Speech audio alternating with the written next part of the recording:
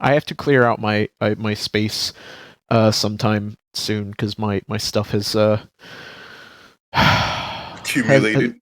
yeah, I've got a lot of like I keep doing I clicked start recording and we are not even going to start because I'm going to go off on a tangent. Yep. Every time I do a video, I tend to like one of the things that I do to make the video, because I have ADHD, so I have to try and make things entertaining and fun and like personally interesting to me and make everything new and challenging, is I try to incorporate a meme or a joke or references in like as many clips as possible. And I'm getting better and better at it. But that means that I usually have like I download like a dozen pictures, or I spend like 15 to 20 minutes Googling for like a certain meme that's in my head that's like old, that the reference no longer is like prevalent, so it's harder to find. And there's new people who've like evolutioned and branched the meme. So I end up, yeah.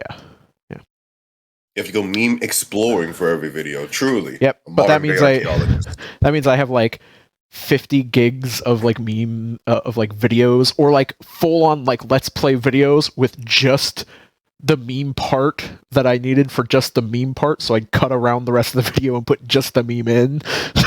So even though I'm technically using their video, I'm not, because I'm actually just using it to get to a meme that no longer exists in an easily grabbable format, or theirs is the highest quality because they found a high quality one a long time ago that no longer exists.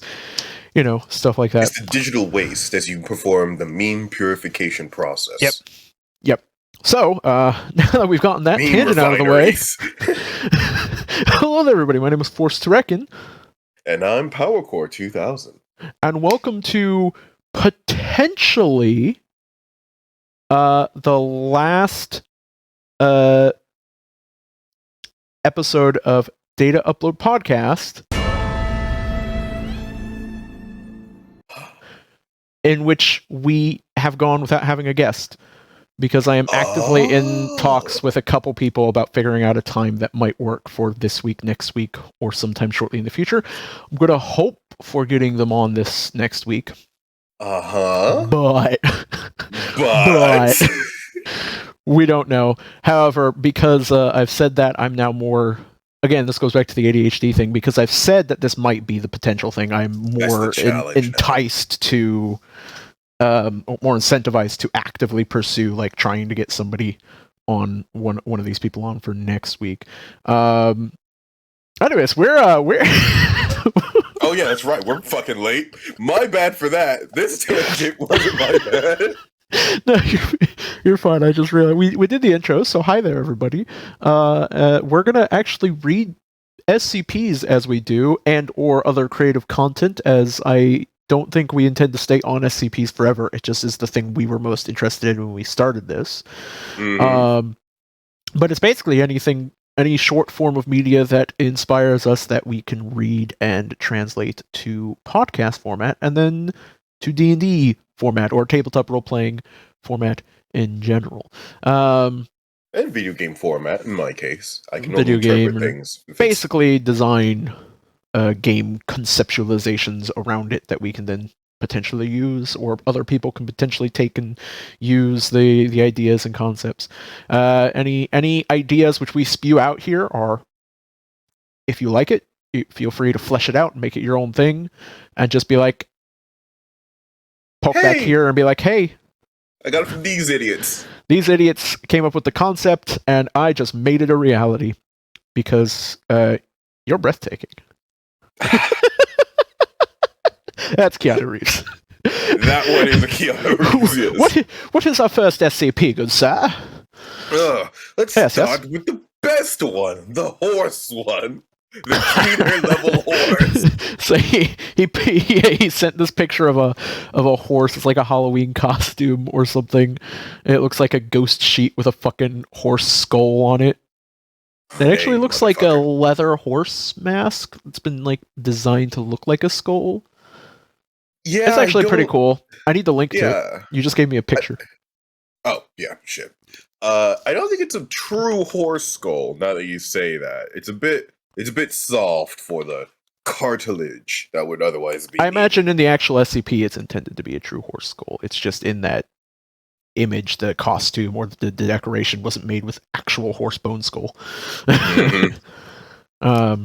It would be metal if it was, though. Damn. Is it? It's not animal cruelty to decorate using their bones, right? That's more respectful since you're not letting anything go to waste. It depends on who and where. Like, I believe there are some cultures who would view the use of any remains as like any remains beyond what you need as like sacrilegious or harmful to like the spirit of the animal. Whereas there are other cultures that very much believe that like utilizing every piece of the creature is respecting the creature's magnificence and the loss of the creature to society, to the world, which is where I prefer to lean towards for personal things. Is like if you're gonna kill a person. Wait, hold on. I'm not thinking about things here. I don't know what you're talking about. Yeah, I'm not. I haven't been watching a bunch of Criminal Minds and considering how I've become a sociopathic killer. Look, I've not been looking up Native American rights so I can escape to their reservation when I inevitably get caught. Even that doesn't work. Oh yeah, they just kick you out. Yep. Anyways, SCP. SCP 6596. Also, before we do this, just so that we can get into the habit, we haven't been doing this, and I keep like recognizing it when we're in, or when I'm editing. First off, this is SCP-6596. It is written by Plague PGP. Oh my god, because we've not been giving the authors credit. Oh god, I am so sorry. I am so sorry. Damn it! It's this tiny text and it's faded. And the thing is, sometimes it's not even on the page, so it can be an issue to find sometimes. And this is called 8 Mile: The Beast of Lust and Hatred Born. B, thank you for reminding me. A, credit, and B, if they have a little title blurb, definitely shout that out too. But thank you, Plague PJP, for this content, which we are about to enjoy. Thank you for the content. Apologies to all the other writers that we never shouted out. God, I feel really bad. We might have a catch-up episode. We'll see. Yep, that's probably. I mean. We'll definitely go through at some point and like we'll figure it out. Yeah. Begin. You may begin. Read. Containment class Keter. Disruption class Vlom. Risk class, just a warning, but not to be taken lightly. And it's a level 4 secret. Special containment procedures. Direct containment of SCP-6596 has proven impossible at the current moment.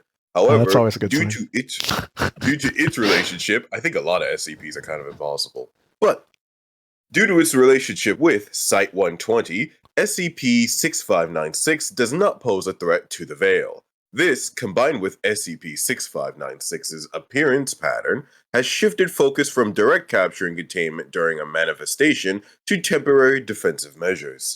The Department of Sciences is currently working in conjunction with Site-120 personnel to develop a permanent method of containment. If/when development concludes and is deemed successful, the method of containment is to be employed at all Foundation sites as a precautionary measure against further attacks should SCP-6596 shift focus from Site-120 to other locations. Okay, so couple things. First off, when it said its appearance pattern, for some reason I was thinking of like the pattern on its physical form. Like, because you're right, that is technically an appearance. It's more of a pattern appearance. Yeah, no, it's not what it was said at all. But my brain just like went straight there. Also, what do you consider the case usage of the if/when combo? I like it because I do this too. Not in this specific instance, just like in general. What do you consider the? I like it because it gives you an implication of where your brain is going. So if you say when/if, you mean something is expected, but it could potentially not even happen. If/when means it's a possibility, but I very likely believe it's going to happen. It adds a lot to instead of just using one or the other. Now, what do you think about just making a new word? Well, you need two new words because the ordering changes the implication. Yeah. Well, it's pretty easy in my opinion. It's ifin and whiff. Ifin and whiff already mean force. We have Yes. enough words in English that means something else that are the same word. I know, You don't need it's to the add to point. this. That's the point, though. Ifin is like, it's probably going to happen, but in case it doesn't. But whiff is like, I'm going to try and hit it, but there's a very good chance I'm going to whiff. What's even funnier too is that's the ordering backwards. Ifin would be it probably gonna happen, but I'm pretty sure it is. Whiff would be it's probably gonna happen, but I'm not sure if it even is. Since when to if means lessening probability, if to when means increasing probability. We could also just call them greater if and lesser when. Okay, first it's a Pokemon joke. Keep that out. It is a Pokemon joke, and you guys should check that out if you go every other week. Not this week, but next week after this podcast. Me and Powercore play Pokemon Brilliant Diamond, Shining Pearl, and you can watch that live. And eventually, it is a Nuzlocke run. Eventually, Soul Link Nuzlocke. Eventually, it will be edited down into like a conversational piece on like the experience of doing it. Because I think this is like literally your first Nuzlocke, essentially. Yeah. So, God, it's been my first Pokemon game since Jesus. I think it's my first Pokemon game since like Diamond and Pearl actually came out. Because I never played anything after that. Huh. Yeah, so it's an exciting time, and we're gonna make it a conversation like piece. It's just gonna be one video in the end, just like a conversational piece over like, yeah, this is what happened. What did you feel about your first Nuzlocke? Terror. Unending terror. A little bit of spite. Oh, plug shit, completed. Successfully completed. And now that'll allow you to get the greater if lesser when joke. We didn't. You know what? You have to go watch the podcast, the actual Pokemon thing for that, which I stream as well. I'm not explaining it. Channel. Yep. It's the only thing he streams, so it's easy to find.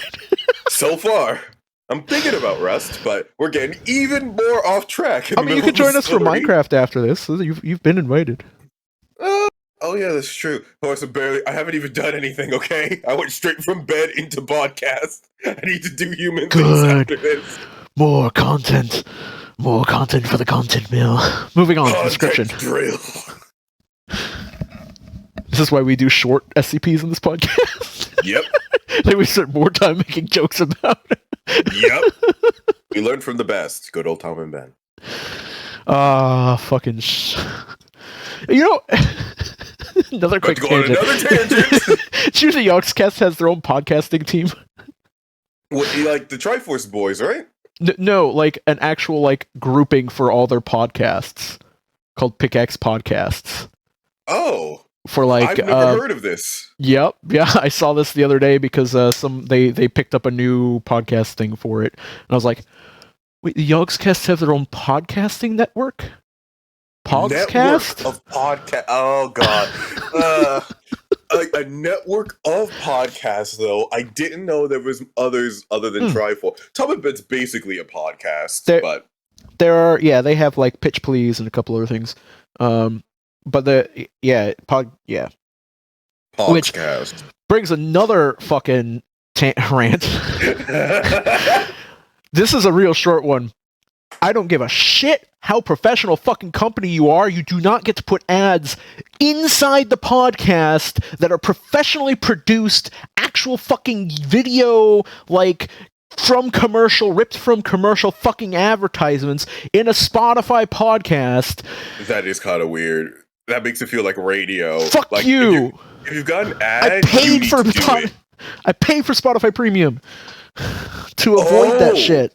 Wait, so no. So there's themselves put it in their podcast, right? Yeah, there's a podcast that I was gonna watch called Superstitions, I think it is. Parcast. It's Superstitions. It's by a company called Parcast, like a podcasting group called Parcast. Because of course. And I wanted to listen to it because it sounded interesting. It's about mythological, long-standing superstitions that pervade culture and cross-cultural boundaries and stuff like that sometimes, how they differ, and then how they came about, and what kind of things people believe will happen if you you break these superstitions, these supernatural laws. And the first episode that was advertised to me was rats abandoning ship, about how rats contain the souls of the dead, and there's this belief that if rats abandon a ship before it sets sail, that ship is doomed to collapse. And there's like a good 2-minute introduction. That is the podcaster is really high quality. The podcaster has a really good voiceover. It's really, really good. And then it cuts over to what you would see in the middle of fucking Saturday morning cartoons, a fucking the Candy Nerds that's like longer than the fucking intro. Have you heard about nerds? Yeah. Are you about the nerds? Yeah. Oh my god, it makes me so mad. You do not get to fucking do that. It's not okay. I'm surprised that actually doesn't violate a little bit of copyright. Even if you have a sponsorship from nerds to inject, I feel like you have to make your own commercial because someone else made that commercial. Well, I don't think it's like ripped from commercial, like an actual TV commercial ripped to the pod. I think it's just the point of saying that was it feels like what you'd see on TV. It's got that very like bubbly, like, there are things happening in the background of like this kid eating nerds and going hyper and shit. It feels like there's other stuff going on that you can't see because it was meant for like a TV audience, and there's like the like energetic music in the background. Warning, yeah, do not feed to dogs, cats, or children. Exactly. These are not edible for anyone, possibly. It felt it's abrupt. It ruined your immersion, Force. Yeah, especially considering it came from like this like low groaning dim lake creaking of ships and like this guy talking with this like gravelly tone too. It's time to talk about how rats sink ships. Brought to you by Nerds. Nerds, a snack for kids. It would be funnier if he did it, honestly. It was definitely a different guy too. That's the funny part. It's like clearly they have a commercial team who put that together with a specific person designed to voice the commercial, or an actor paid to voice the commercial. I need you. You let him out the basement to do the ads. God fucking damn it. Anyways, we're making ideas off of the tangents. We need to stop. It's going to get whipped. All right. Eventually, description. We could have a tangent cast. I'm sure we could. That's what this is. Description. Go. It's your description. Oh, I read the previous part. I feel like in the past we've had the person read the procedures and description, and then we alternate on going into the stuff at the bottom. Oh, sure. I'll read the description too, if you want. I'm good. Okay. SCP-6596 is a vaguely humanoid bipedal entity resembling the skeleton of an adult horse. Okay. That's not... Okay. Oh, God, wait, it's bipedal. Yep, bipedal, vaguely humanoid. A white cloth covers the majority of the entity's anatomy. However, video footage and eyewitness accounts can ascertain that the SCP possesses a pair of forelimbs and hands, along with 2 hooved legs, all constructed of bone. In place of eyes, 2 silver-colored glass baubles are implanted into the eye sockets of SCP-6596. Various decorations, such as strings, ornaments, and bows, have been placed alongside the SCP's body. Despite its appearance, the SCP's senses are not hindered by its state. Instead, the SCP is sapient, sentient, and capable of speech through unknown means. He's like a living Dia de los Muertos float. Kinda, yeah. Jesus fuck. While its exact origin is unknown, the SCP is referenced in multiple texts and tomes recovered in The Wild Woods Above the Chimney, which, very small aside, this isn't going to be something we're going to be able to read on this podcast. It's SCP-4000, you should read it, referencing the Feywild, essentially. It's like an SCP universe Feywild. And part of the fun of it is, like, you can't use proper names. You can't give anything a title or like a designation, and every time you mention it, you have to describe it in a different way. You have to use a descriptive terminology and tone for it, and change it every time you do it. Oh God. And one of the ways they differentiate it is here, the wild woods above the chimney is green. It's green text. That's how in that thing they establish that in written format. They just differentiate what specific things you're referencing to in regards to that. So that because it's not a word, which is the important part, it's a visual cue. Yeah, it's a visual cue to the reader that this is the same thing as this. So in that they'll have like the wild woods above the chimney. House. Yep. Would also be this if it was green. Yep. Whereas like they'll have like a specific entity in the place that they refer to in different like rabbit descriptive terms, because they're like a bipedal bunny humanoid. Will be like brown because it's brown furred, and so anytime they describe that specific anthropod, it'll be in brown text, which is really fucking cool. And I love that comes to save the day. Yep, and I love that Plague did that in here to like it's a little reference to that. A little nod, a little prod. As a trickster entity, is referenced. The SCP is referenced in multiple texts and tomes recovered in the wild woods above the chimney as a trickster entity representative of gluttony and greed. Hey, he must support NFTs. Additional information is pending further investigation. Another tangent. No, I'm kidding. I do have another tangent that I want to get on, but I'm not going to. Doing it. Did you see the Travis Scott thing this morning? Restrained force. Okay, I just wanted to know if you'd seen it. The SCP is able to instantaneously manifest and demanifest at will at both short and long ranges. So I guess. Oh, okay. I was trying to think that. Yeah, I think that's what it means. Is like it demanifests and then remanifests, and it can do it up at short. It can take short or long range jumps. I'm kind of curious if it poofs or not. Its reflexes are anomalously sharp, allowing it to easily evade attackers, obstructions, and or traps. It is hypothesized that there is a pocket dimension located under the entity's cloth, believed to be located at the chest area, which it employs for storage purposes. The SCP uses the combination of these capabilities to terrorize Foundation Site-120, located in... You want to just Google that? We could save ourselves the trouble. Yep. Translate. I'm not sure if there is a translation for it. Well, that's fine. I just want to put it from Polish and then have Google read it for me. Częstochowa. Częstochowa, Poland. Which is interesting because it's a W, but pronounced like a V. Well, that's because it's a different language, Powercore. I know, that's what I was about to say. I'm not allowed to talk because English has different pronunciation rules too. Częstochowa, Poland.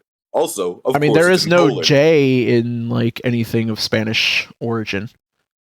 Like, you know what I mean? That linguistic joke went over my head.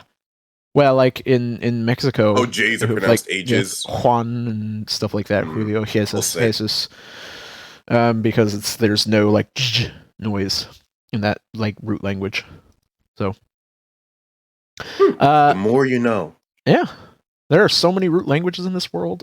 Etymology is so fucking interesting. No tangent. Since 2005, Site-120 has encountered the SCP during the first week of December.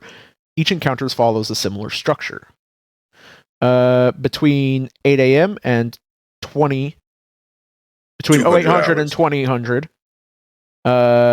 surveillance systems will be alerted to an unknown entity at one of the site's entrances. Contact will be attempted wherein the SCP will respond to any questions with a melodic or rhyming statement, concluding with a request to enter the site, as well as for food and beverages. Responding personnel are expected to respond with a similar rhyming statement. If the responding personnel does not rebut in a timely manner, stutters, fails to create a suitable rhyme, and or is not jolly enough, the SCP will demanifest from its location outside the site and remanifest within the cafeteria. The SCP will proceed to ransack the cafeteria, stealing any and all food, including that in freezers and refrigerators, before demanifesting from the site. Oh, he's just a little fucker. I feel like you could fix this by just not having a kitchen in the site. Yeah, but how are they going to eat? That's like they just have like drive? an off-site kitchen. Yeah, exactly. Or have like a Deliveroo order. The worry there would be you would have to have personnel leaving the secured base to either another wholly built base for cafeteria purposes or an unsecured location. Which that's my point. Is you just make it rife. You just have an off-site like just before this all happens. They have an on-site cafeteria because it only happens for a week.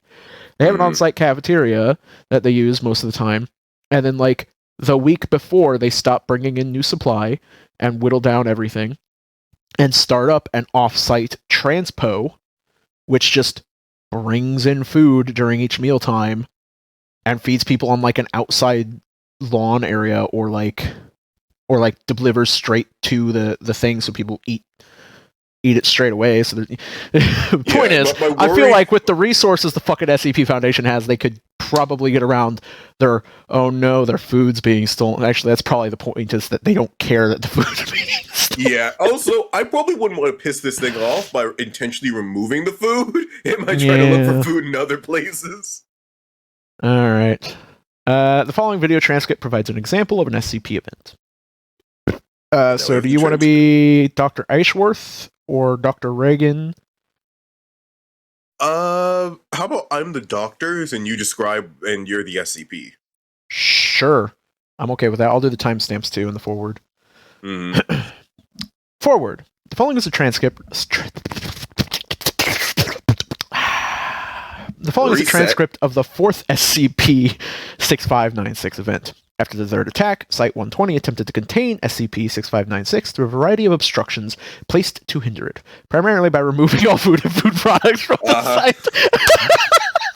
Alright, I'm sorry, Plague. I'm sorry for not reading one sentence ahead. Call me out, why don't you? I'm personally attacked. That stuff was edited in live, okay? After Plague's an avid watcher of this podcast, they edited that story to say "fuck you" for us. They heard me saying it as we're live streaming. Like, hold on, quickly. That's why I had to refresh. Oh, I wondered what happened there. Begin log. 1001. Site surveillance systems are alerted to an unknown entity at the northwest entrance gate. That was Dr. Eichworth. It's here. Hey, it's here. Get in position. 1002. SCP-6596 swivels its head back at Hoth and notices the security camera pointed at it. It proceeds to snap its jaw 4 times. Who's doing the rhyme this year? Where the hell is Jacob? My bad. Here, my bad. He's here. Here's the microphone. Get ready. All right? You guys can't tell, but those were 2 different people. Dr. Eichworth, one is Dr. Rye. Dr. Ryan is here, my bad. Dr. Eichworth is who's doing the rhyme this year. And hopefully the voices will help differentiate along the way. SCP! The point is, there's no difference. Hello, my dear friends. It's so grand to return. I come with a quandary, one I'm sure that you've heard. My belly is empty, my throat remains dry. Discomfort unbearable, I nearly might cry. My thankful gratitude would be yours all this night if you gave me a drink and a tasty bite. This is fucking Dr. Seuss as an SCP. Yes, it is. I love it. There's a descriptor there. Reagan unfolds his script and activates the microphone. Reagan. You're here again with a jolly good surprise. You're standing right before our very eyes. 1004, SCP-6596 begins to sway to Dr. Reagan's rhythm. Dr. Reagan, look to your left, now to your right. I'm sorry, you're not coming in tonight. A joyful show for the jolly times now. Your hesitation, I think. Just tonight, I'll allow. But tonight is today, my oft-confused friends. If I stay out till then, I'll meet my sad end. A warm bite to eat and a cool swig of ale is all that I need. I've become oh so frail. Oh, give me a spot in your lovely abode. I swear I'll swift exit. I hate to freeload. Dr. Ryan, I'm sorry to say that this might come to shock, but your presence is here under a block. You've Wow. Oh barged and my god. intruded and stolen and taken. Every year for the last 4, we've suffered a break-in. Butchered that second line. Did I? I'm Yeah, sorry you to say, and this might come to a shock, but your presence is here under a Yeah. block. Your presence in here is under a block. Did I say something different? You said your presence is here under a block. You took the is from after under and replaced the in from before under and then just didn't add anything. My god, I might actually be a little bit dyslexic. I need to get that checked out. Should probably. SCP, okay. Oh, pretty please, sir, don't you have any mercy? I hate to have caused such a harsh controversy. All that I ask is for love and compassion. You've all the power. I'm stuck in poor fashion, in the freezing cold of this sad grey land, and all I request is you lend me a hand. I'm so sorry, my friend, but this can't be allowed, because at this time we have such a large crowd of such merry folk all dancing and singing to golly shit. 1013. SCP-6596 de-manifests from its location outdoors. Security teams spread throughout the cafeterias. Dr. Ashworth, damn it, Jacob! How did you screw it up this time? You got that far! Dr. I, don't look at me. Blame the dumbass scriptwriters who put jolly good in here 6 times. 6 fucking times, Dan! Say that 6 times on rhythm right now! 1016. SCP-6596 is located in the Floor 1 cafeteria. Security teams surround the entity, which is unfazed. The SCP proceeds to inspect the empty food containers. 1017. An agent commands SCP-6596 to cease its movements and remain still. The SCP ignores the agent, instead advancing behind the food counters and into the storage compartment. As a warning, the rest of this is just description. That's fine. All right. The SCP opens a refrigerator, finding it to be empty. It does the same for the other 3 refrigerators and 5 freezers. All are empty. I was going to try and poetize that. It didn't end up working. It doesn't work. SCP-6596 exits into the main cafeteria room. Agents slowly approach the entity. 1024. 2 agents flank behind SCP-6596. The agents unholster and activate their non-lethal weapons. They dash at the entity. The first leaps, aiming for the head and upper chest, while the other reaches for SCP-6596's legs. The SCP quickly de-manifests. RIP. 1025. Surveillance footage shows the SCP in the Floor 2 cafeteria. Agents pursue the SCP as it swiftly maneuvers through in the storage compartment. Yeah. As it swiftly maneuvers through the storage compartment, I'm going to take out that in because that makes more sense. It's a bit once again, finding no food items. 1031. Agents enter the cafeteria. SCP-6596 snaps its jaw twice at the agents and de-manifests from its location. 1032. Footage shows SCP-6596 in Site-120's Floor 1 office space. The entity weaves its way through each hallway, searching for blank white printer paper, removes any it comes across, and places the pieces under its cloth. Okay. 1034. SCP-6596 finds a copier and removes all blank pieces of paper from it. After another sweep of the area, SCP-6596 de-manifests from its location. Fine, fuck you. He just takes his printer paper instead. Eat that. 1036. SCP-6596 is seen on footage in the basement storage room. It gallops through the large area before finding the office supplies section. That's such a creepy, image because it's a bipedal entity galloping. It's like a pale white satyr, which now that I think about it, would actually be a very interesting vision. There you go. Look, you've got a thing for the post design. Yay. Before finding the office supplies section, it removes every ream of white paper it finds and places it under its cloth. Agents pursue its location. 1045. As agents approach, the SCP vanishes from the basement, reappearing in the Floor 2 office space. For the next 28 minutes, the SCP evades capture while stealing every piece of blank white paper it comes across. 1115. SCP-6596 manifests in front of Director Ashworth. Director Ashworth. Oh, shit! Ashworth sounds the security alarm. SCP-6596 approaches Dr. Ashworth, cornering him, places its snout a few centimeters from Ashworth's nose, pauses for 3 seconds, and snaps its jaw 3 times, makes a noise akin to laughing, and demanifests at 11:17. It says demanifests, but I assume it's meant to be demanifests. He demand Dr. Ashworth, alright? He punked him that hard. End log. Afterward, later inquiry found that SCP-6596 had taken every piece of blank white paper Site-120 had in stock. Due to the nearby holiday, Site-120 was unable to receive a new shipment of paper until the next month. He just did it to annoy them. Alright, so we have an addendum of an abridged log of SCP-6596 related events. Sure, I'll read that one. Year 2005, provisions against SCP-6596, none. First incident. Stolen items, 12 kilograms of frozen chicken, 4 boxes of Cheetah MREs, and 2 vending machines. Not the fajitas! Oh, I like the footnote, meal ready to eat actually defines what a MRE is. Yep, meal ready to eat rations. That's nice. Yep. For people who don't know what that actually stands for, it's like a nice little footnote. Okay, now I can insert a tangent here. There's a channel of a guy who just goes through every country's MREs. Yep. And it's oddly satisfying. Yep. But at the same time, there's definitely a difference between each country's. Like the American MREs have a fucking apple pie in them. Yep.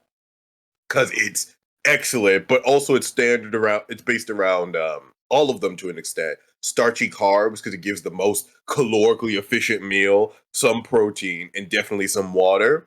And I think, the Chinese ones were by far the worst because he actually got food poisoning from them. Rip. Jesus. And that was standard issue. He had a couple on hand.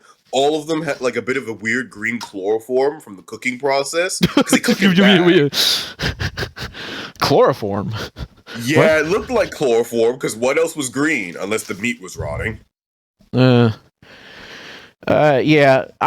always kind of wanted to eat like an MRE. I know American like MREs are like a little bit made fun of, but also at the same time like because of how like weirdly American apple pie and grandma's home baked mashed potatoes and shit like that. Yes. You know what I mean? It's so American. But at the same time, it's like there's a whole thing about any occupation, but especially when you're talking about war, where you have people fighting and dying, and you have people out in hostile environments and stuff like that. Is you need good morale, and one of the best ways to provide good morale is good fucking food. And so a really solid MRE is figured that out. Yeah, a really solid MRE is in many cases sometimes the difference between like a successful and competent military group and a unsuccessful and slaughtered one. Desperate one. Yeah. Yeah, little cute stuff. The French one has like a baguette. Damn, it's been a while since I saw it. But no, it was a croissant, and I think it had like an optional butter package. It was actually pretty tasty. Oh my god, that sounds great. Yeah, like a little tea maker. Oh, it was actually pretty tasty. I do want to try MREs at some point. I am not at all Googling if I can buy MREs. They're so calorically dense, though. That's like all you're eating for the day because they're designed. If you were that's fine. Combat, you might only get to eat that. I literally only usually eat one meal, anyways. Ugh. My stomach quivers at the thought. Maybe also because I'm actually hungry. But yeah, damn. Let's at least shout out that channel since I decided to name drop it right in the middle of my podcast. I don't know. I don't know what that is. Hey. Thank you, Zua, for the tier 1 sub. Sacrifice someone to the pit. They are now in the magma boiling. Yay! It's Steve 1989 MRE info. Love his little video. Sometimes you just need some ASMR guy eating military rations. Good shit. Ooh, last one was the Honduran ration. The funny thing is, like, you'd think that wouldn't have that much content, but there are so many fucking countries out there. You have no fucking idea. They all have military. They all have military groups. Standard of how they have to feed their people. There's a Yep. 2020 Thanksgiving MRE. Holy shit! I was This about to one say is you big. also probably have like holiday MREs for some of the wealthier countries who can handle that kind of like material consumption, or who have that kind of like diversification. You probably have countries that have like an annual, like they switch around parts of the MRE, or have like variants based on like seasons. Like I imagine America probably has like a seasonal MRE, like this one's for winter, this one's for summer, this one's for fall, because it fits the like, again, you know, there are certain things you kind of like expect and your body is more used to and wants more during certain seasons. Yep. So like it's again, it's just that like, you know, whatever. So you could literally do like a video every few months. It's just like, I'm just eating this season. This is season's American MRE. These are our new seasonal MREs. And a lot of these are built to last. So the video before that was a 1944 British Pacific 24-hour MRE that I think is probably even still good. Just because they chopped that shit so full of preservatives, all right, it's designed to last years. Oh, that actually sounds like really. That sounds like really fucking good. Like getting like some old MRE and just like checking out the kind of shit that old military groups would eat. Just as a warning, though, you probably want to stick to the NATO country MREs, because those ones will last. Non-NATO MREs might not be good after that time period. Speaking of provisions and eating, yes, 2006, another provision, another intercation. Interaction? Is it actually something? It is actually interaction. I'm not used to light mode, is my excuse. There'll always be an excuse. You know what? As a fellow dark mode superior, I agree. Another interaction was not expected.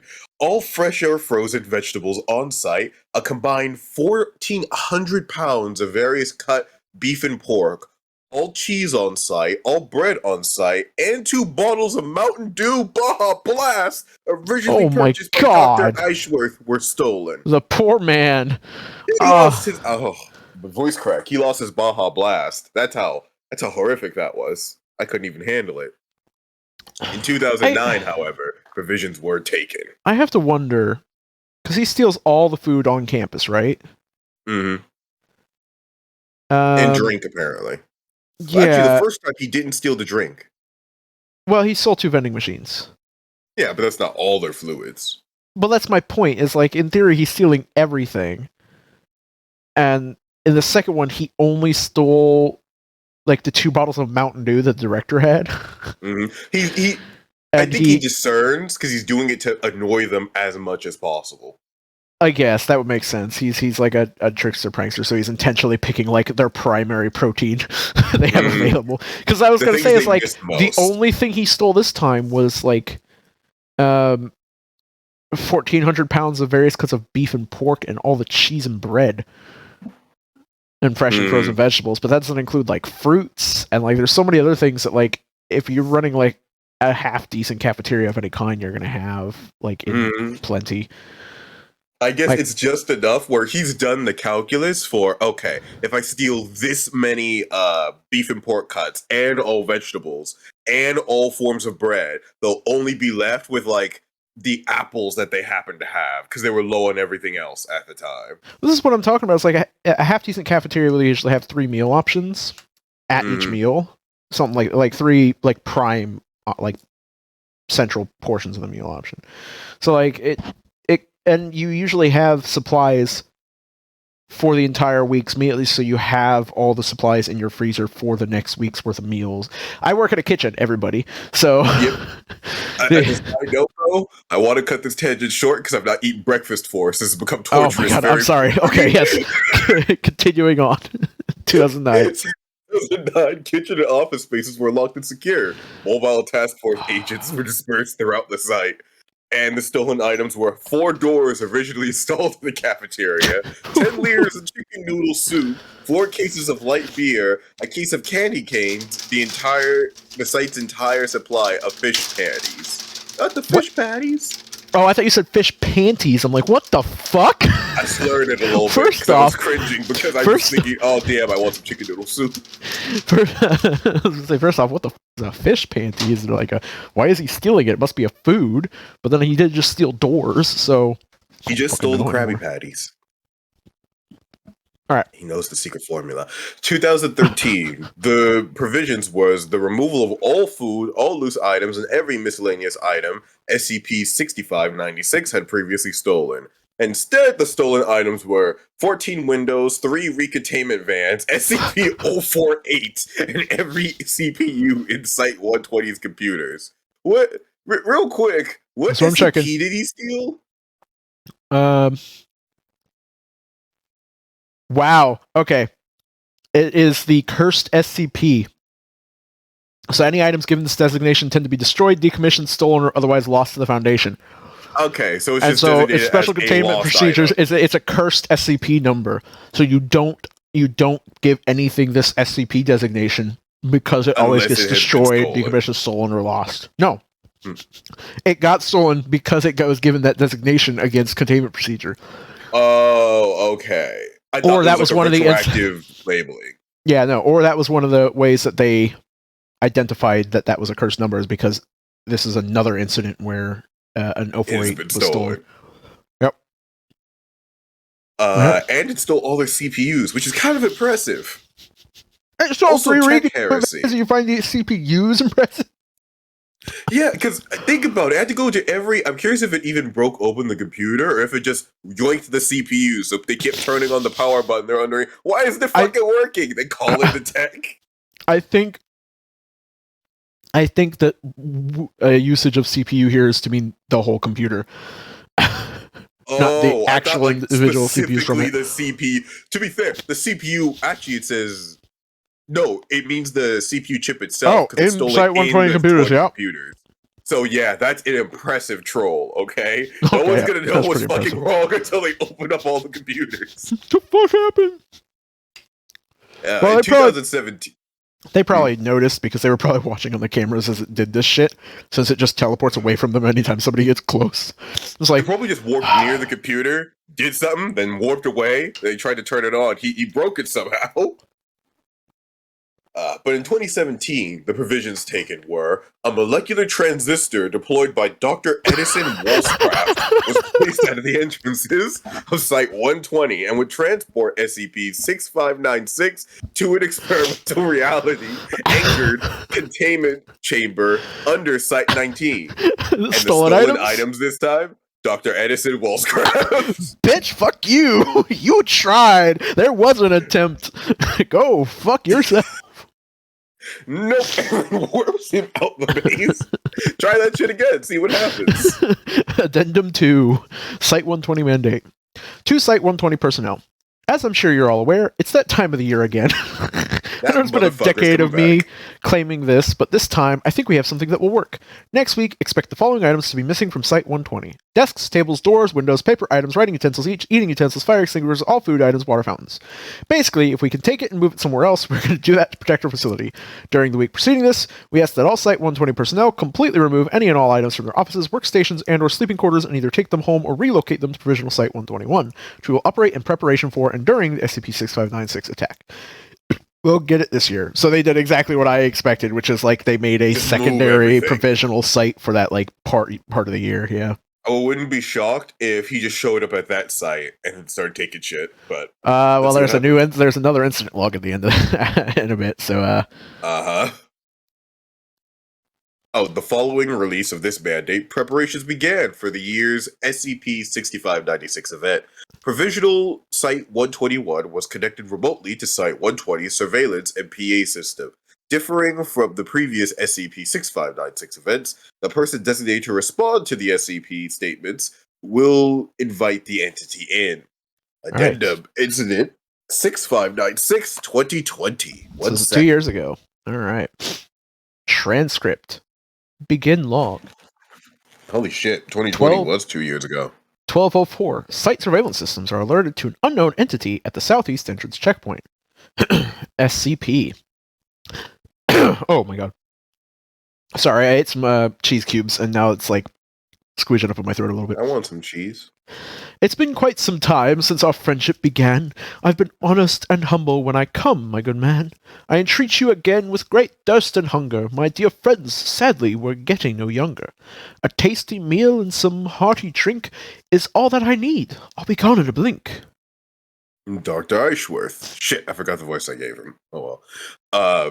I would speak honestly before we begin. This wonderful place has nothing within. This year is distinct from the last, you see. I implore your entry. Come in, pretty please. That barely rhymed. 1207. Well, I never said it had to be good. 1207. The SCP stares into the camera in confusion for a moment before demanifesting and reappearing in Site 120's cafeteria. The entity spends the next 30 minutes running through the floors of the site, searching through empty closets, offices, common rooms, and storage spaces. 1239. SCP-6596 approaches the surveillance camera and places his jaw a few centimeters from the lens. So put your jaw a few centimeters from the microphone. You have to be immersed. Hold on. A trick, a gaff. You think me a fool? No gifts, food, or drink. Now that is uncool. You think me a joke after all of... I'm not going to do that because that's hurting my own fucking ears. I apologize to everyone. But it was good immersion. I must not have proven my power, I fear. You call my home the land with no name, written in green text. This year your titles shall be what I claim. I'll take this place since it seems you've got plenty. Say goodbye to your precious 120. Along with this, your name from birth, no longer are you Daniel Ashworth. 1244. A strong breeze moves through Provisional Site 121. The Thaumaturge Site Director clutches his head, written in blue, as if in pain. Neither party speaks for 2 minutes. And then in blue. Written in blue. 1248. SCP-6596 snaps his jaw twice at the camera before demanifesting. End log. Yeah, I was kind of... So it wasn't, like, hostile? There's one small thing at the end, and then we can... Recursive counterspell is being developed to reclaim the names of the Grand Thaumist, written in blue, and the Polish Secure Containment Facility, written in purple. It will be employed following the full return of personnel to the Disguised Industrial Complex, written in purple. Yeah, Site 120, when he said say goodbye to it, was also written in purple. Oh, I thought that was just a hyperlink that I clicked on at some point, because I thought it was the a link to the Site 120... log. Yeah, but the concept of Site 120 got yoinked as well, which that's what the Polish Secure Containment Facility and the Disguised Industrial Complex are. This is really... I love this SCP so much. Dog, why'd you piss it? This is what happens when you pissed it off. It was kind of benign before. You just lost food for like maybe a month. Now it actually yoinked the site and like the head director.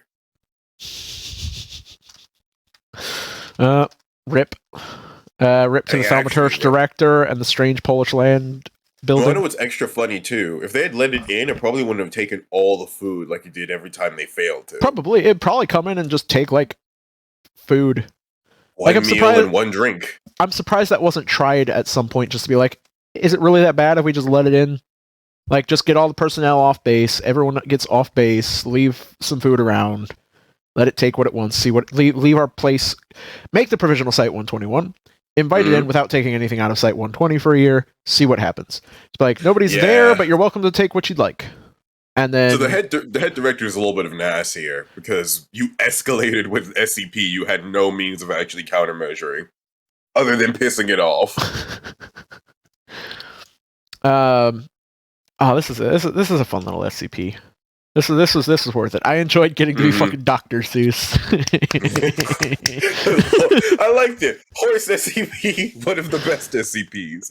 Also, now I know. Okay, yeah, I'll have a little bit of food and drink ready. Just please don't take me as a concept. Yeah, this is a thing with the in the SCP-4000 SCP as well. Spoilers for that if you haven't read it and you would like to. The SCP-4000 thing describes a specific doctor's like travel into the region and exploration, and a few encounters with the same entity within. And in one of the encounters, the entity refers to him by a title or a specific title, which he then acknowledges later as his title without thinking about it, and then it continues to refer to him as that title. And then during another engagement, it slowly like steals his identity and swaps his identity. And so there is this literally a brown bunny man running around as a doctor who's actually just an SCP entity who's stolen a doctor's identity and is masquerading as it. So it's a whole thing as names have power in the SCP universe as Feywild, and the Feywild entities can steal them. So that entire place is a conceptual hazard. I need an exterminatus on this immediately. If they don't know its name, don't tell them what it is, chat. Okay, just drop it. Just drop it and don't tell them what it is. You should definitely go read that like when we're done here though, because that's a really good one. Drop several. Or you listening right now, just go ahead and pause our podcast and go listen to the Discovering SCP podcast on it, or listen to the Exploring series podcast episode on it. Both of them do really fun little looks into it. Discovering SCP is a little bit more casual. Exploring series is like some really cool in-depth like analysis, and he has a great voice. You can also just read it, while watching our podcast. Or read it yourself. And then come back. Please. Welcome back. Hello. I'm glad you enjoyed that SCP.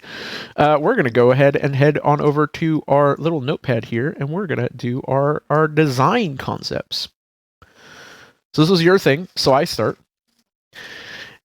Hey, Hidden! Thank you. I don't have water, I just have tea, so I'm just going to drink my tea. My face froze. Give me a sec. There we go. I hope the tea is all right. I bought a bunch of Arizona healthy green teas for drinking, and so I'm not just drinking fucking Monster. Boomer fuel. Boomer fuel. Mm-hmm. I have drank 3 Boomer Fuels today already. So. Jesus, 3 in one day? 2. Technically, this one was done in like the AMs before I went to sleep, but it was today technically. Within the same 24-hour cycle for us. Yeah, look. I also just realized. Oh, nope. Stop that.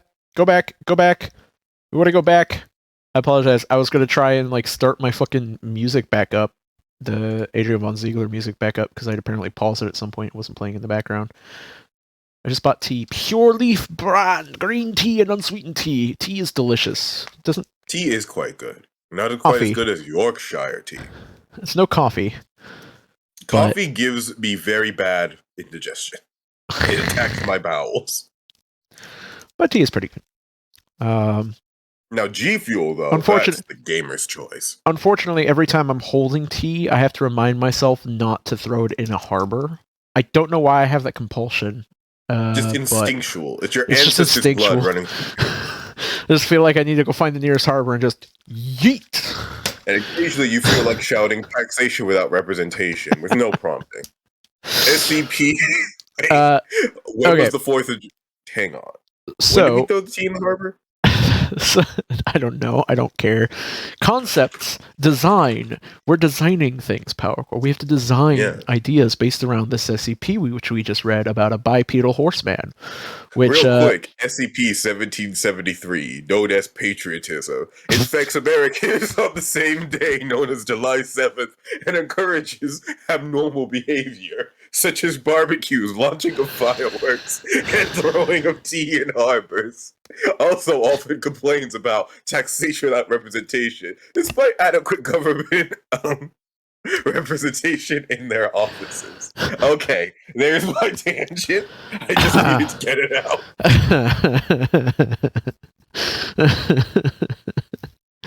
Oh. So, brainstorming. Oh, fuck, I had an idea and it's gone now. Bone Satyr is still mine. Yeah, I'm trying to, because I had another idea to tack onto that when you give that one, but I had a second idea, and it's just slipped my mind now. I'll keep prattling mine then. I really like the idea of the warping trickster, who just comes in and, hey, the consequences are almost always worse than making a deal with it. So he'll speak in rhymes and riddles, but as long as you are okay with the deal, you'll be fine. Rejecting the deal, you don't have, unless you have a way to fight conceptual hazards, it's probably not a good idea to fight him. Obviously, this has to be like a white-robed bone satyr guy. Better to take the deal. Conceptual hazard. The concept I had here was that the harder you try and resist him, the more he takes. Mm-hmm. So it's a pretty standard like tension thing of like when do you give up if you realize that you might not be able to do this, or do you just go all in? Because if you go too hard and you fail, it's not going to go very well for you in the end. It's going to be real bad actually.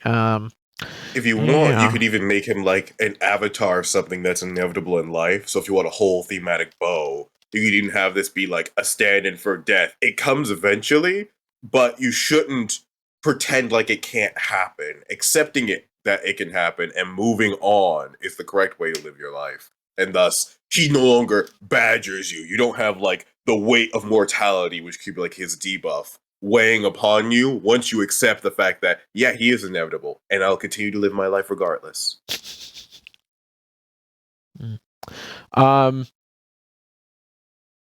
So the idea I ended up having, which is only tangentially related because food and kitchens and cafeterias, is a warping traveling kitchen shack.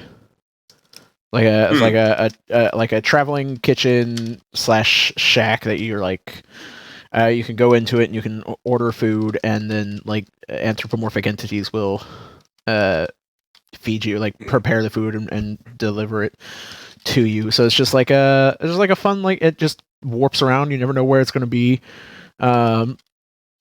Magical traveling restaurant. Yeah, magical traveling restaurant of like cute like bipedal bunnies and stuff like that. Mm-hmm.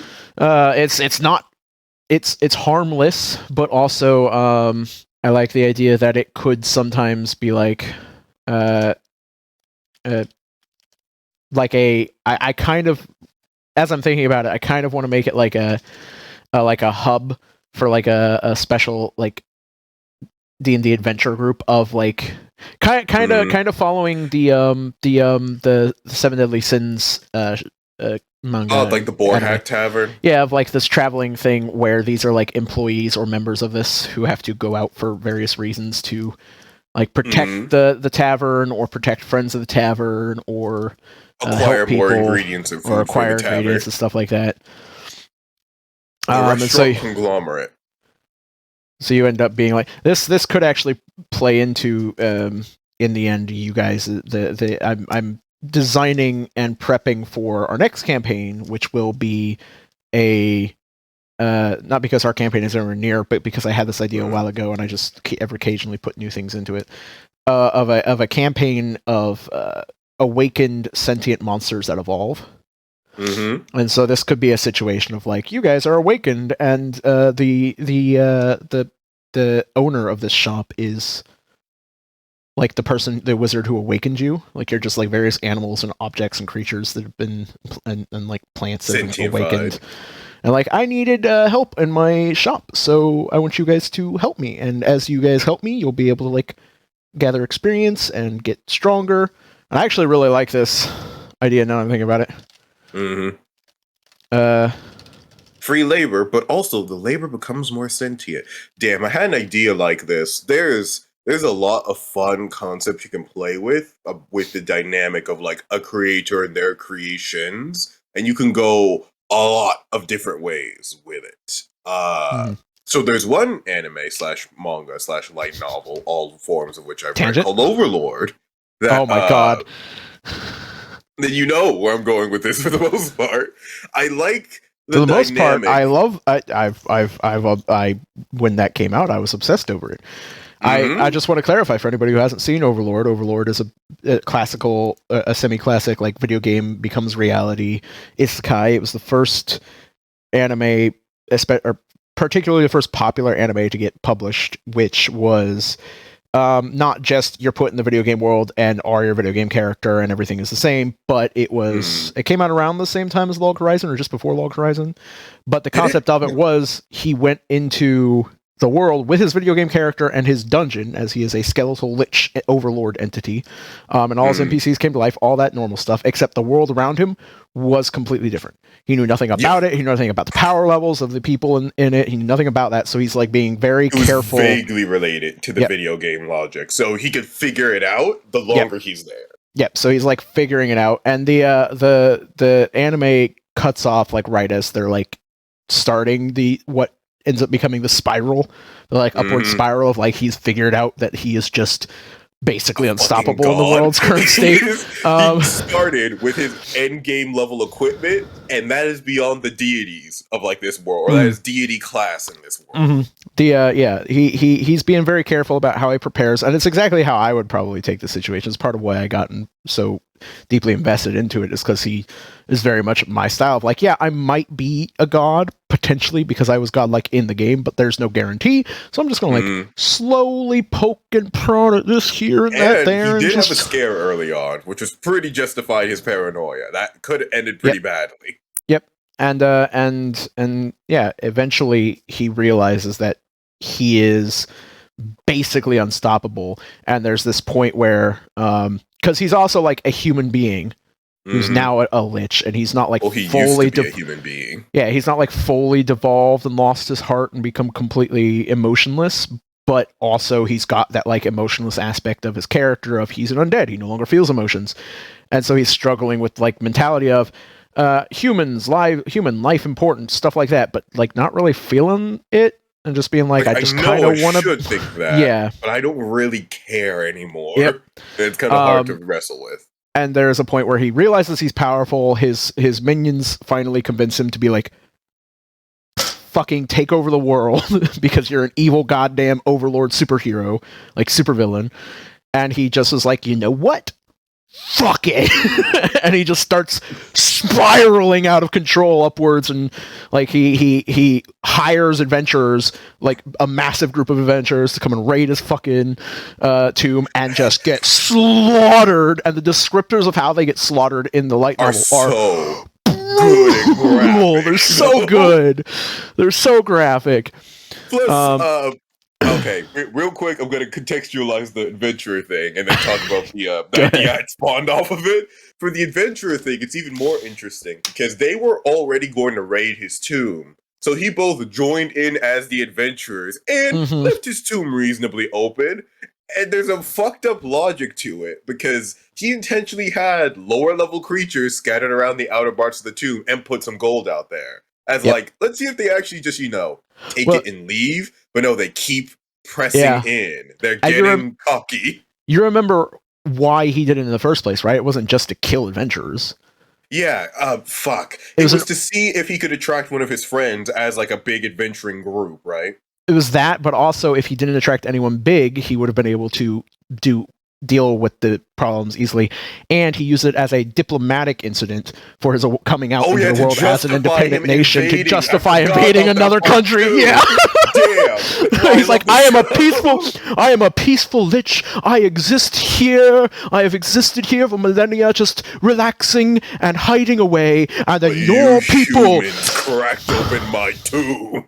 And then on top of that, he, as part of his exploration into the outer world to see how powerful he was, he took on a persona of an adventurer, which, as Powercore was explaining, he comes as that persona as an adventurer to attack his own tomb, who becomes this like godlike adventurer who everyone like reveres and shit like this.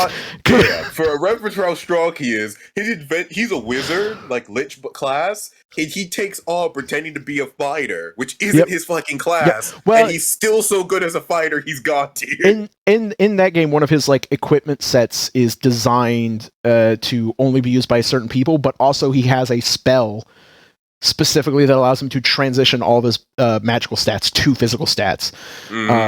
So like he can't just become a warrior via a spell, like like temporarily. But too, he doesn't have like refined warrior technique, but have just sheer how good his magical stats were. He could get away with. Yep.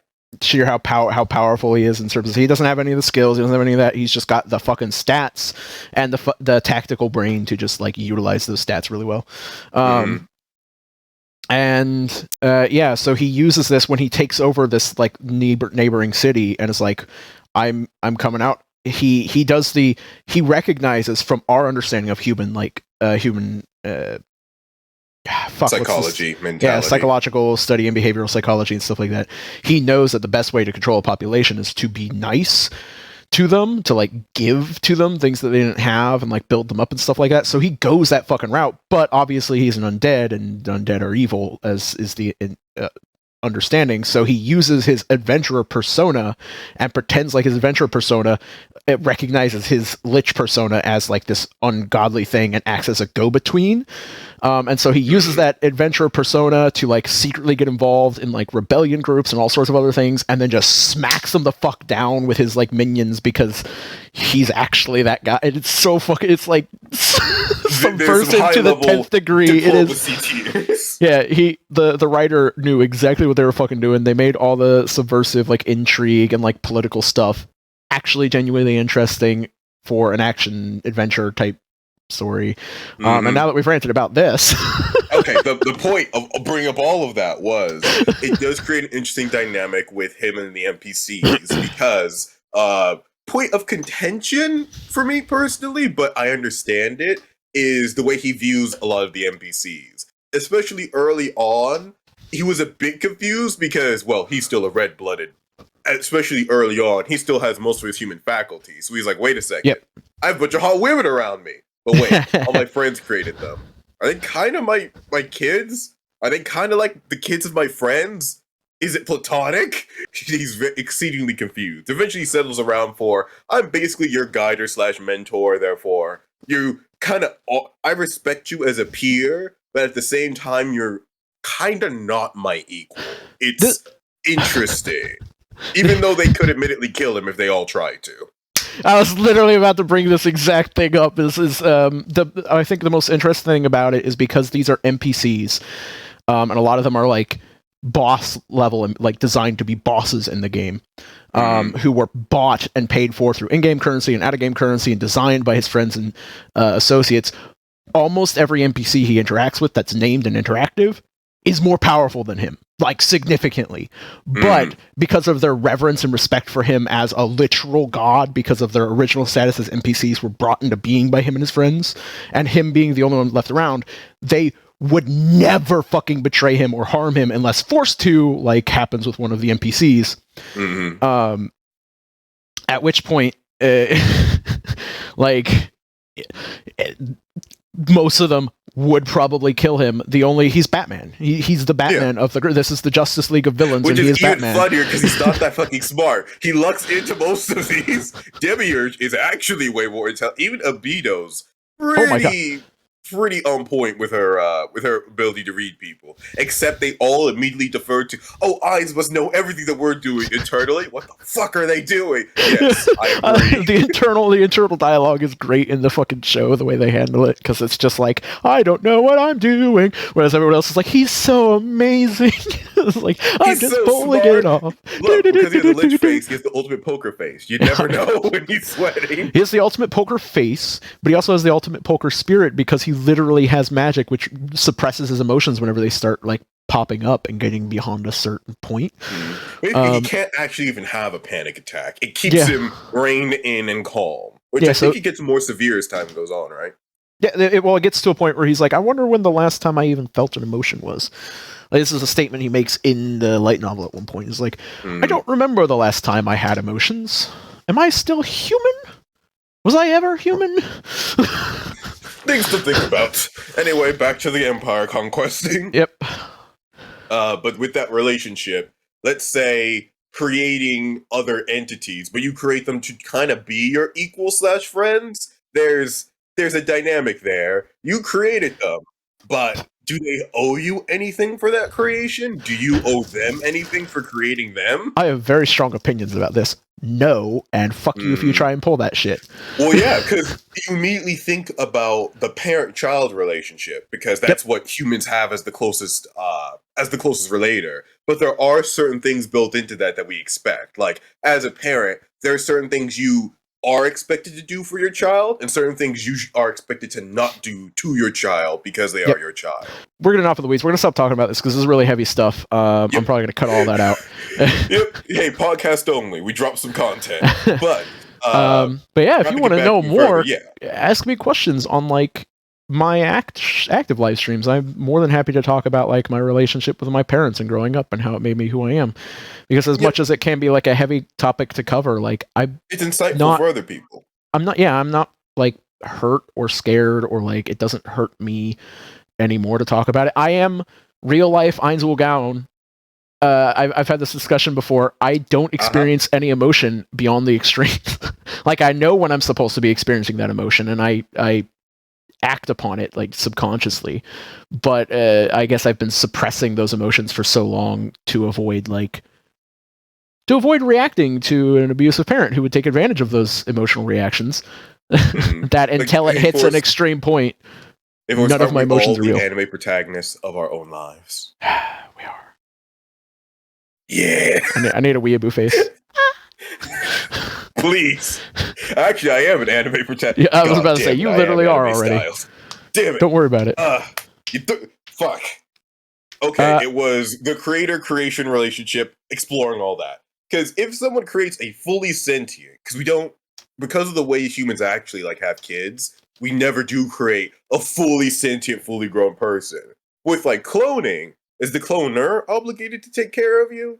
Who is? What is he obligated to do for you? Let's say you're given all your faculties, your fully grown body immediately. What the fuck even is that relationship anymore?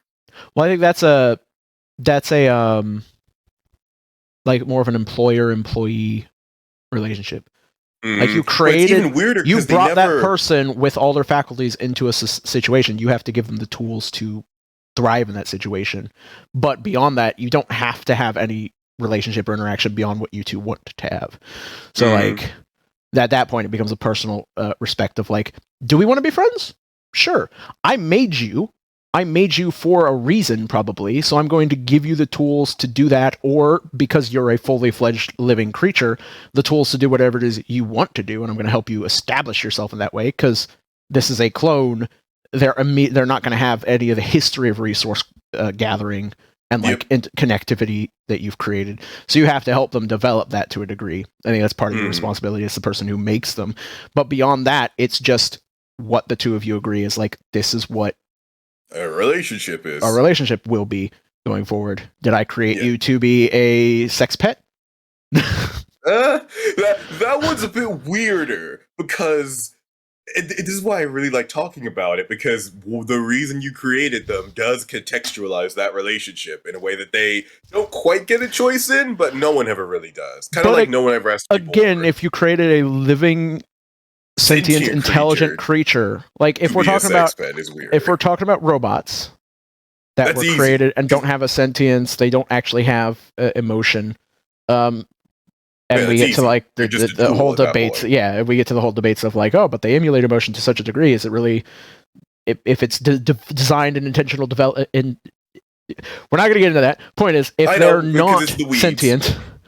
they're not sentient, then yeah, they exist to do whatever you want. But if they are sentient, if they are sapient, and they are capable of emotion and understanding, then like you may have created them for a reason. But if they don't want to do that, it's part of your responsibility as their creator, to allow them that freedom.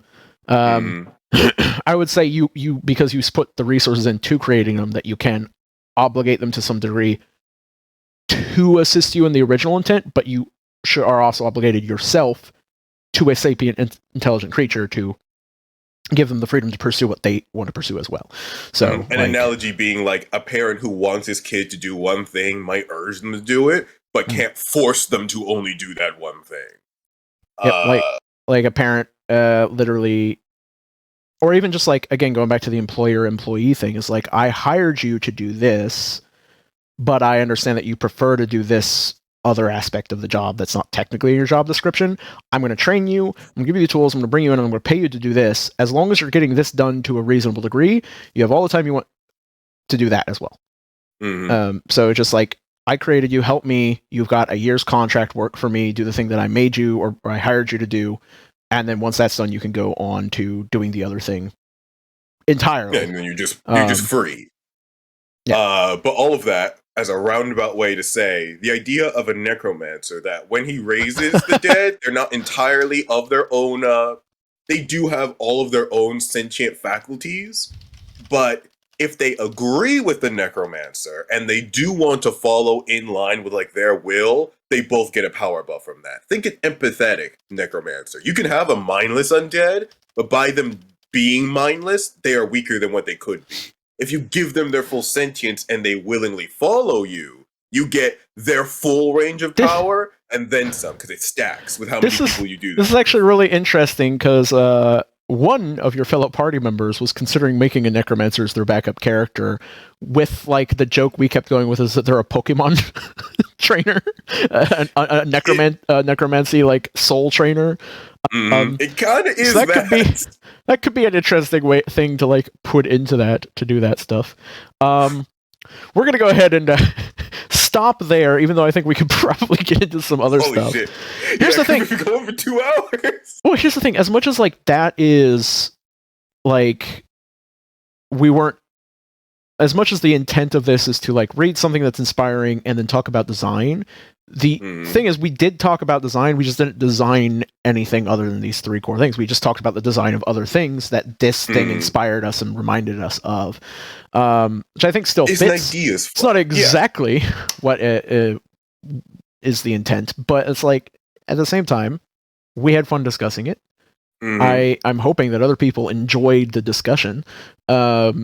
I don't know how much I'm going to cut out because there's a lot of possibly heavier personal stuff in there. Yeah, some heavier personal stuff, but also just like meandering off into the woods completely off topic. Like I'm going to cut some of like off topic stuff out as well. So I think we should. Want the full I think we should still read one more. If you want the full cut stuff, go over to twitch.tv/RayfeltT, REH, F as in Frank, EL, D as in David, T as in Thomas, T as in Thomas. The link will also be it's twitch.tv/force2reckon. It's actually force2reckon. The Rayfelt T is for my YouTube channel and for my Twitter. I got Force2Reckon, the Twitch channel, once I'd actually delved into and decided I wanted to be a content creator. The other 2 I made just from my general like stuff when I was younger, and just haven't like. You can go to youtube.com/force2. No, you can't do Force2Reckon because that's owned by like a tech tuber from like 2 decades ago. Really? That's interesting. Yeah, I need to be popular so I can take that from him since he hasn't uploaded anything in 20 years. I'm pretty sure he's dead. I want the domain. Hey, I got lucky, all right? I've been using Powercore ever since I like really had an online persona, and I just really like the name, so I've stuck with it since. So have I. Rayfelt T is just like the thing used to register all this, referential to the thing used to register all this, and then the name is just Force2Reckon. I got really into chaotic, and that inspired me to make an anagram with my name. That is where Powercore came from. Because damn it, Major Tom, all right, that was a cool ass name. Anyways, it isn't, but little me thought it was. I'm not justifying this. Move on, Force. Cutting out of this hole. Cutting out all of the like into the weeds thing. I think we should do one more. I think we should do this really, really short one that I found.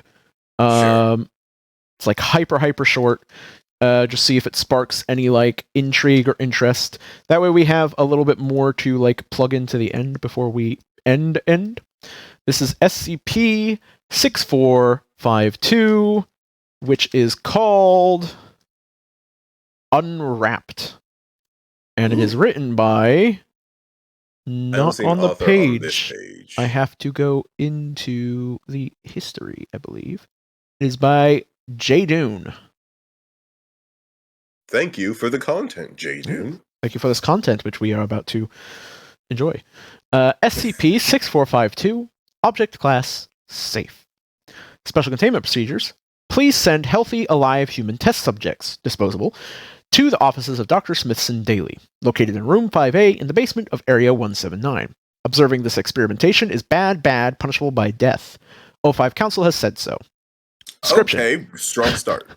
SCP-6452 is a fleshy, thin strip of skin found on all human bodies that stretches so far from the top of the cute little head to the bottom of the constricted, tight waist.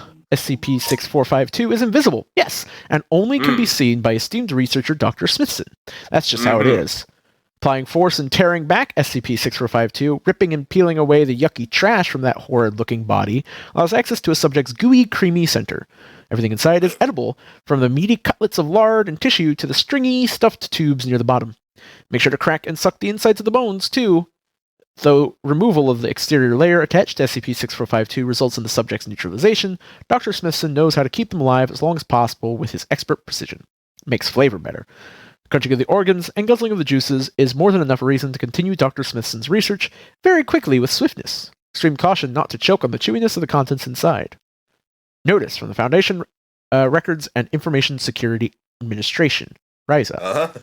Foundation is presently aware of the peculiarities of the above file. Matter is presently being investigated. Page has been edited, locked by the request of its author. Page has been locked by the request of its author, Dr. Smithson, who has verified his identity via blood sample. Maria Jones, Director, RISA. Yeah, so this SCP just took control of like a page saying, "Send me bodies. I like eating things. Please, please send me people." This reminds me of all the like little horror stories of like, or like creepy things of things like in the like sewer drain, like reaching just like a hand out, stuff like that, which is like, so good old Pennywise. Hi, Pennywise, or like the hand. There's like a Legend of Zelda thing where there's like, it's not like creepy or evil or anything because it's a kid's game. It's not like Redeads, which are fucking horrific. But it's just like a hand reaching up, and it's like, I need toilet paper or something. It's like in every game somewhere. It's so fucking funny. Please, I'm stuck in here with no toilet paper. There was one more, because this gives me a small concept, but I think it can fit with another one which you found, which I told you that I knew or like had heard the author like creating it originally. Do you still have that one? I haven't closed any of my tabs. It was 6863. I believe. Let me send it on over to you. I'm giving you the sauce. Here's the lamb sauce. Lamb sauce. It's a good sauce. Or the tomato sauce. Okay. I think you should read this one. Oh yeah, it's doable. SCP-6863, notice from Foundation Records and Information Security Administration. Or actually, of this. Here's a question. Because it's there's at the start there's bits. One is originally is the original. It's been crossed out, and then one is like the edited. Do you want to read the edited portions and then the full portion, and I'll read the crossed out portion? Sure. That way we get to those. Yeah, because the full warning is that the contents of the file have been tampered with. The file must be preserved in its current state, as is an ongoing subject of a murder investigation. Ooh, edits are prohibited at this time. Maria Jones, Director, RISA. Also, hello, Axis. Hello, how you doing? So yeah, I read the uncrossed out bits, you read the crossed out bits? Yep. Okie dokie. We have item number 6 SCP-6863. Object class. Safe. Presumed neutralized. Special containment procedures. The fragments of SCP-6863 are to be kept in a standard evidence locker located in Site-42's Security Department. Description. SCP-6863 appears to be a circular white plastic button, 70.8? Yeah, 8. 70.8 millimeters set in a black plastic base, 87.9 millimeters. When pressed, the object emits a slightly distorted sound clip, exclaiming, "That's a wonderful idea!" Subjects who interact with this object have claimed to feel a sense of renewed confidence in any idea or plan they had been considering at the time. Subjects become irrevocably convinced to follow through with said idea. Further testing utilizing SCP-6863 as a means of improving morale within the ranks of Class C individuals is currently being spearheaded by Dr. Blank Taylor. Utilizing SCP-6863 as a possible alternative to amnestic for agents suffering from psychological trauma. Oh golly, I guess that's my cue. How do you write one of these fancy things? Let's give it a try. SCP-6863 appears to be in pieces. It appears to have bubbling bits of your bitch brain coding all the cute little cracks, Dr. Taylor. What's black and white and red all over, Dr. Taylor? You're a magic button. Whoopsie! I think I might have heard your gurgling corpse shit on the floor just now. Gross. You're making a mess all over your fancy carpet. Have some decency. You are embarrassing yourself in front of a peasant. Rude, rude, rude, Dr. Taylor. Rude, rude, rude. Boy, I tell ya, I feel all sorts of legitimized sitting here at your desk, typing away. I'm a real smarty pants now, huh? Writing a fancy paper like the rest of you hotshot researchers. This must mean I matter now, right? I matter now, right? I matter now, right? I matter now, right? I matter now, right? I matter now, right? I matter now, right? I matter now, right? I matter now, right? I matter now, right? Okay, that was all of them. I just like Dr. Taylor. I bet they're going to start taking me seriously around these parts now. I'm writing words. I'm writing words. I'm doing the real work. Doing the real work. Words, words, words. I'm getting real Spamton vibes, even though I know this is written like post that, but just for some context, watch this. No, if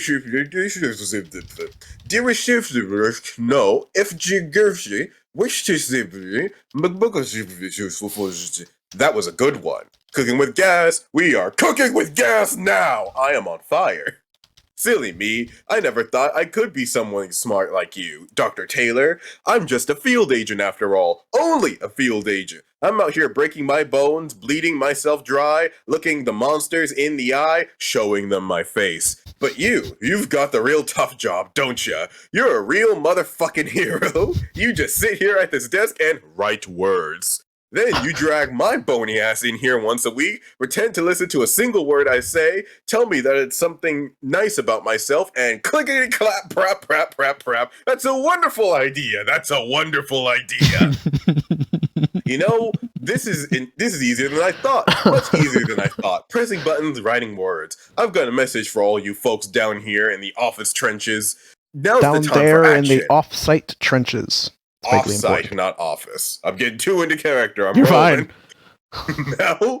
Now's the time for action. Yeah, you know what to do. Now's the time to do it. Do it. Write the words. You have been chosen. Uh-oh, there's a banging at my door. I think they know what happened. I think they heard you begging. I think they heard me laughing. Or maybe somebody's watching me write this. I guess our session is over. Here they come.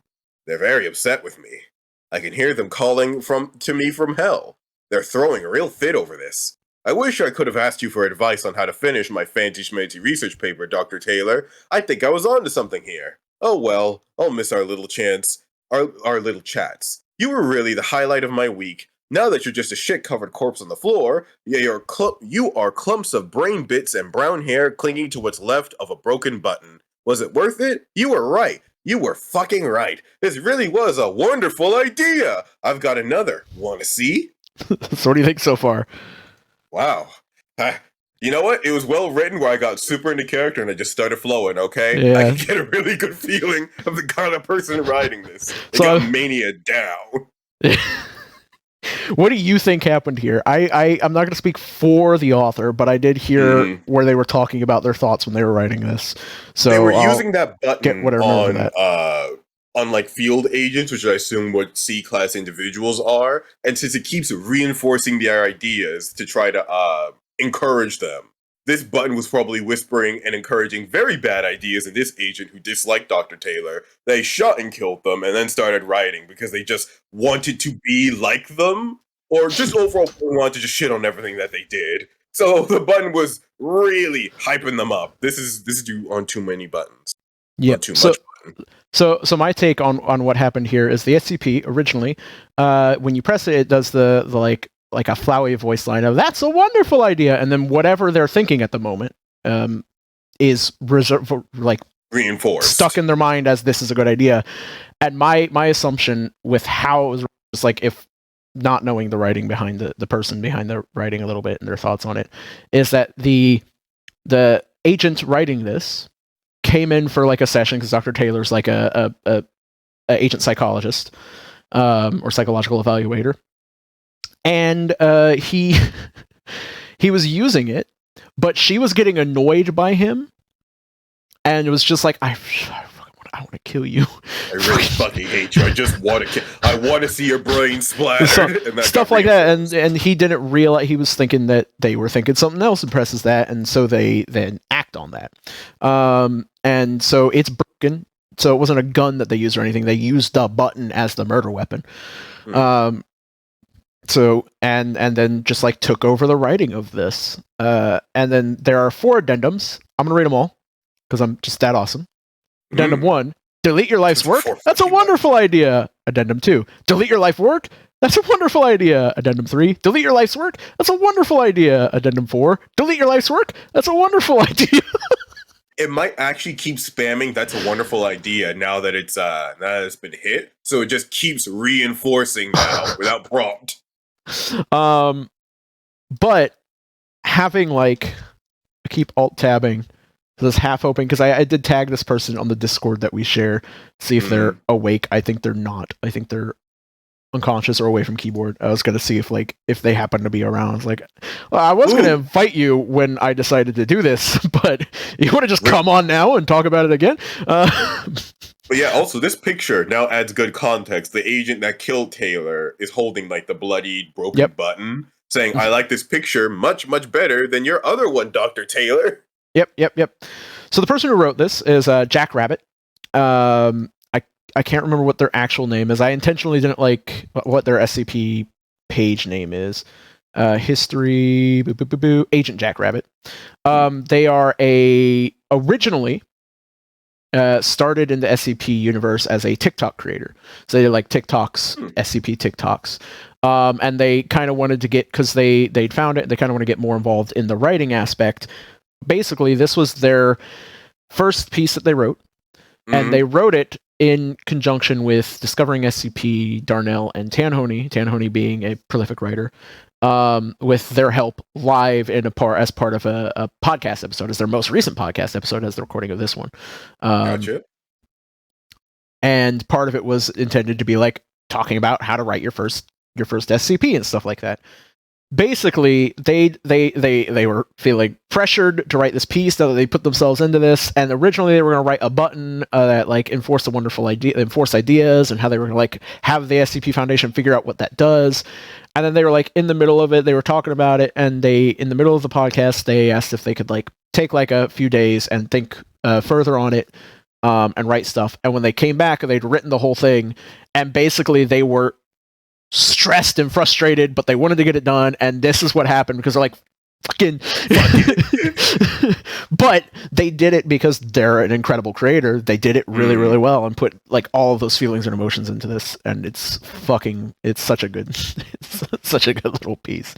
I love this so much. With that additional context, not only does it make sense, it carries a bit better too. Because even within its own context, it's a good piece of someone who's suffering from fucking mania and just like killed the doctor that was writing this. And they're getting the idea reinforced over and over. It comes through well without ever being too explicit, which is always good for SCPs. It lets you piece together what's happening. With the additional context of what they were feeling, you did a really good job capturing those feelings in writing. So clap to you, Jack Rabbit. That was really well done. I really liked reading it. And so it just keeps flowing into the mania of I am ramping up. This was a wonderful idea. So this part of the reason I wanted to read that is because in the last SCP, we had a creature which like unravels people and eats them from the inside out. And then in this one, we had a button that you press and it caused mania in a person and calls them to just go on a fucking murder, kill a person, kill a doctor and stuff like that. So my immediate impact was like, what if there's a button you press which physically and mentally unravels a person? Like into paper or still into flesh and viscera?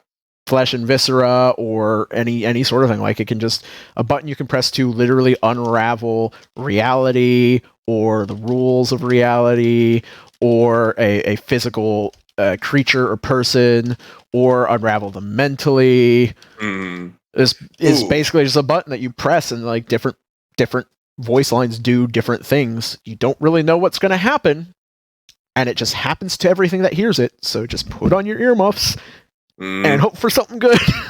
Audible wild magic, basically. Yes. I like that description. You said what do you got?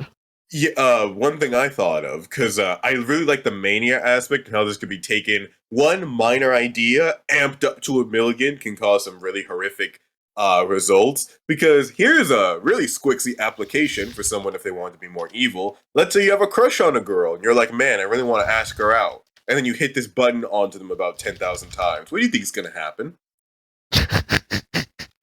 Hold on 1 second. What was that? Let's say you take someone and they're like coming into therapy and they say, I really have a crush on like my coworker and I really want to ask her out. And then you slam this button about 10 times in front of them. What do you think that feeling is going to turn into? What do you think it's going to make them do? Oof. Yes. So without me needing to expand any farther than that, there are some very interestingly dark applications for both this as a tool and this as a power set. So as a power, because this is actually pretty heavily inspired from Persona 5 Royale. Mild spoilers if you don't want to know anything additional about it, but it's been out for 2 years now, I think. Maruki, the therapist, has a Persona power, and he can overwrite people's cognition, so their view of reality and of themselves. Take that, but you're a therapist, and you can actively reinforce selected ideas. So this person could even use this power for good, like Maruki generally did, just for therapy, but it can also be used for really, really bad. If you're, you're mildly sad today, Are you sure you're just today? Sure it's not just like today? every day? Sure it's just mild? Are you sure you just don't want to end? Doesn't it hurt too much? Don't you just want to finish it? Don't you just want to end it? You can basically escalate anyone into really, really bad scenarios by mannequing any initial, both good and bad idea. Let's even take like a hero, like Superman wants to protect people. Just one person, Superman? You're not trying hard enough, Superman. Just one person? Protect everyone. Keep protecting them. Why are you just stopping? Why are you letting them die? It's really cool because of how uncomfortable you can make a lot of situations with it. Yeah, nope, that's just a wee bit terrifying. Yes, that's why I like it. It's fine. Don't worry about it. I'm not suddenly scared or concerned for my sanity. That is where we're going to go ahead and end it for today. We had some interesting ideas. We didn't have a lot of ideas today. We mostly just went off into the weeds about like other things in the design in those that we loved. But I think that fits with the idea here. Part of this podcast is just we do the mining part to grind ideas out of good and start. So the SCP stories are like ore veins, and we're the miners. We extract the raw information and data ore from these for other people to refine and for us to refine later. Overall, though, it's just a good old time talking about shit we like to talk about. Pretty much. We're basically just here because we think our opinions are important. Dog, I'm here because I like being a VTuber, okay? I need an excuse to put this shit on more often. Fair enough. But thank you guys very much for coming out. We're going to go ahead and go. We're going to call the podcast here. Thank you guys very much for watching and listening on Spotify, on Soundcloud, on YouTube, wherever you guys are watching it or listening. If you're on YouTube, you can see our pretty faces. Well, my pretty face, and then I guess Powercore's here. My amazing face is the correct adjective to use there. I don't know. Yes, but we are going to go ahead and head off. Thank you guys very much for watching. As always, you guys are awesome. Watching, listening, rating. Apparently, we're doing a fucking outro now. We're going to do a written format. You guys are awesome. Stay awesome and have an awesome time. You awesome little lava monsters. Until next time, my name is Force. And I'm Power. Signing off. Bye-bye. Bye.